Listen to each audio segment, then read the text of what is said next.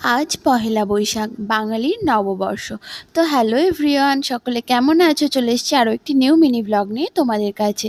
তো আজকে সকাল সকাল ঘুম থেকে উঠে তাড়াতাড়ি আমি তো আমার রুমটা ভালোভাবে ক্লিন করে একটা নিউ বেডশিট বিছিয়ে নিলাম আমার বেডেতে। সো নববর্ষ পারপাস মামুনি যে 3টে বেডশিট আমাকে দিয়েছিল তার মধ্যে তো 2টো বেডশিট আমার এখানে বেছানো হয়ে গেল। শীতলা কালী পুজোর ব্লগে তোমরা দেখেছো যে আমি আগে একটা নতুন বেডশিট অলরেডি বিছিয়ে নিয়েছিলাম, আর আজকে নববর্ষতে একটা বেছালাম। Actually every week bedsheet change না করলে তো আমার ভীষণ বোরিং লাগে। তো তার জন্যই নববর্ষতে নিউ কিউট পিঙ্ক কালারের বেডশিটটা আমি বিছিয়ে নিলাম। তারপর আমার রুমটা ভালোভাবে ক্লিন করে আমি তো স্নান করে এসে তাড়াতাড়ি একটা ভালো ড্রেস পরে রেডি হয়ে নিয়েছি। তারপর তো এখানে ঠাকুরকে একটুখানি আমি পূজা করে নিলাম। মামুনি সকালে উঠেই পূজা সেরে নিয়েছে নিউ ইয়ারে। তো তারপরে আমি একটুখানি ঠাকুরকে এসে পূজা করে নিলাম, আর তারপর ক্রিস্টাল টার্টেলের জলটা চেঞ্জ করে দিলাম।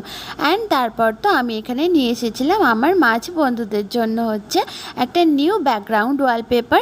নববর্ষে তো সবাই গিফট পেয়েছে, কিন্তু এদেরকে কি গিফট দেওয়া যায় সেটা তো আমি ভেবেই পারছিলাম না। তো তার জন্যে আমি এখানে একটা ব্যাকগ্রাউন্ড ওয়ালপেপার নিয়ে এসেছি। সেটা তো খুব সুন্দর করে আমি আমার অ্যাকোয়ারিয়ামে লাগিয়ে দিয়েছি। আর অ্যাকোয়ারিয়ামের জলটাও তো আজকে একটু চেঞ্জ করে দিলাম, ভালোভাবে ক্লিন করে দিলাম অ্যাকোয়ারিয়ামটা। সত্যি অ্যাকোয়ারিয়ামে ওয়ালপেপারটা লাগানোর পর তো আরও বেশি সুন্দর দেখতে লাগছে।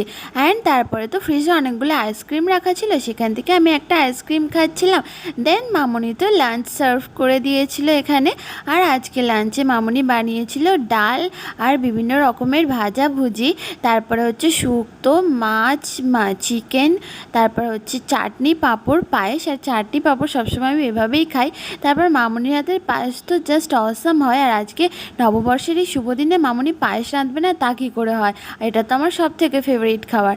তো তারপর পায়েস খাওয়ার পর তো আমরা খাচ্ছিলাম হচ্ছে থামস আপ। আর মামুনি আর দিদি এখানে গল্প করতে করতে থামস আপ খাচ্ছিল। তারপরে আমিও এদের সাথে একসাথে থামস আপ খেলাম। আর আমি তো মাছেদেরকেও বলছিলাম একটু থামস আপ খেতে, আর ওরা দেখতে আসছিল অ্যাকোয়ারিয়ামের সামনে যেটা অ্যাকচুয়ালি কী। তো তারপর সন্ধে হওয়ার পর মামুনি তো নতুন শাড়ি পরে আজকে সন্ধেটা দিয়ে নিল। আর সারাদিন তো দিদির কোনো ভিডিওও নেওয়া হয়নি আমার। তো দিদি এখন রেডি হচ্ছিল, কারণ দিদিদের ওখানে আছে চড়ক পুজো। তো সেখানে যাওয়ার জন্য এখান থেকে রেডি হয়ে বেরোচ্ছিলো, তখনই আমি এই ভিডিওটা নিলাম। তো আজকের ব্লগটা তো এতটাই ছিল। সো টাটা এভরিওয়ান, দেখা হচ্ছে নেক্সট ব্লগে।